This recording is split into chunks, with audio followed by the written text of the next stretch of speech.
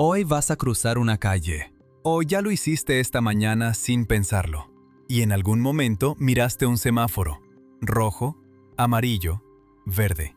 Siempre igual, siempre en ese orden, en todos los países, en todas las ciudades del mundo. Como si fuera lo más natural del universo. No lo es. Alguien eligió esos colores, alguien decidió ese orden. Y la historia de cómo llegamos hasta ahí no empieza en ninguna calle. Empieza en algo que no tiene absolutamente nada que ver con los coches. Y cuando lo entiendas, vas a recordar esta historia cada vez que te quedes parado en un rojo.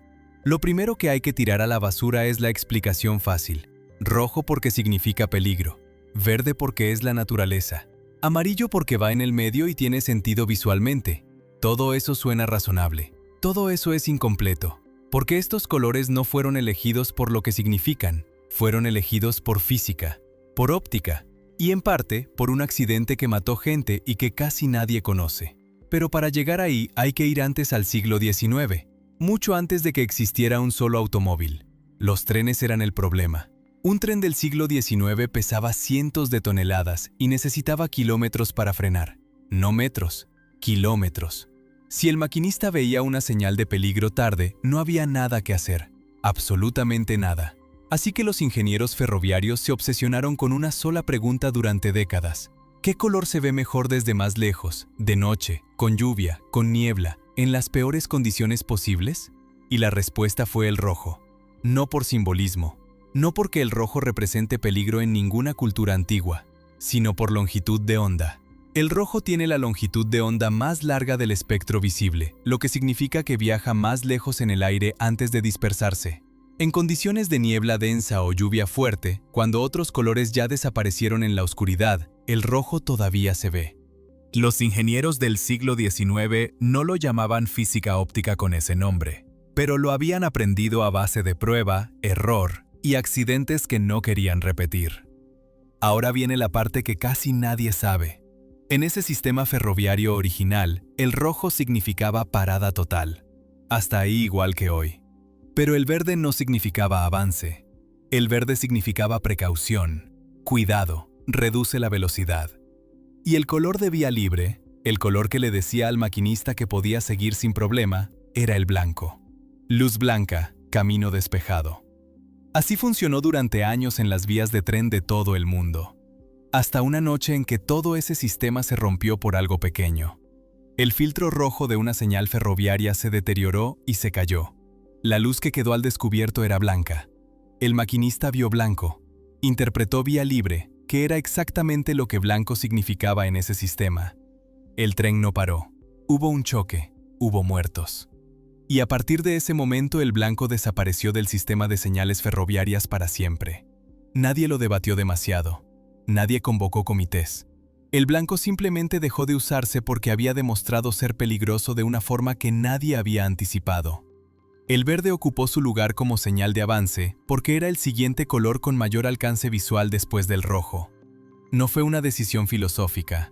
No fue porque el verde representara esperanza ni libertad ni ninguna otra cosa. Fue la consecuencia directa de un desastre que ya había ocurrido y que no podían permitirse que se repitiera. El amarillo llegó después, por una razón muy concreta que tiene que ver con cómo funciona el cerebro humano bajo presión. Con solo rojo y verde en el sistema, los maquinistas y después los conductores no tenían tiempo suficiente de reacción. Ver el rojo y mover el pie al freno no es instantáneo. Hay una fracción de segundo de procesamiento entre la señal visual y la respuesta muscular. Y a ciertas velocidades, esa fracción de segundo es la diferencia entre frenar a tiempo y no frenar. Necesitaban un aviso previo, un color intermedio que le dijera al cerebro que el rojo estaba llegando, que preparara el pie, que redujera la velocidad antes de que la señal final apareciera. El amarillo fue elegido porque su longitud de onda era lo suficientemente distinta del rojo para no confundirse con él en ninguna condición de luz, pero lo suficientemente larga para verse bien de noche y con lluvia. No fue inspiración, no fue estética. Fue ingeniería de percepción visual aplicada a la supervivencia humana. Cuando llegaron los automóviles, nadie se sentó a debatir qué colores usar. El sistema ya existía, ya estaba probado, ya había costado accidentes y vidas descubrir qué funcionaba y qué no. En 1868 apareció el primer semáforo de la historia en Londres, frente al Parlamento británico, diseñado por el mismo ingeniero que construía señales para los ferrocarriles. Era de gas. Lo operaba manualmente un policía que giraba una palanca, y explotó pocas semanas después hiriendo al hombre que lo controlaba. El invento sobrevivió al desastre. Y cuando en 1914 llegó el primer semáforo eléctrico en Cleveland, Ohio, los colores ya llevaban décadas decididos. Nadie los cuestionó, nadie propuso alternativas. El sistema venía con su propia historia y con sus propios muertos que lo justificaban. Hay algo más en este sistema que casi nunca se menciona y que cambia la forma de verlo. El orden. Rojo arriba, amarillo en el medio, verde abajo. Eso tampoco fue aleatorio ni estético. Fue diseñado pensando específicamente en las personas con daltonismo. La forma más común de daltonismo confunde el rojo con el verde. Son colores que para una parte significativa de la población aparecen como tonos similares o directamente iguales. Si los colores estuvieran en posiciones distintas según el semáforo o la ciudad, esas personas dependerían únicamente del tono para saber si parar o avanzar. Con el orden fijo e internacional, la posición de la luz activa da toda la información necesaria, aunque el color no se perciba correctamente. Rojo siempre arriba, verde siempre abajo. El sistema funciona incluso cuando una de sus propiedades principales falla por completo. Eso no lo aprende casi nadie en toda su vida, y es parte del diseño desde el principio.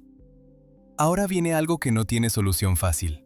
Sabes todo esto ahora mismo, y la próxima vez que estés en un semáforo en rojo, tu pie va a seguir en el freno exactamente igual que antes. El conocimiento no cambia el reflejo. Llevas años, quizás décadas, respondiendo a esas tres luces de forma automática. Eso no desaparece con un video. Lo que sí cambia es otra cosa más sutil. Empiezas a notar cuánto hay detrás de las cosas que das por absolutamente resueltas.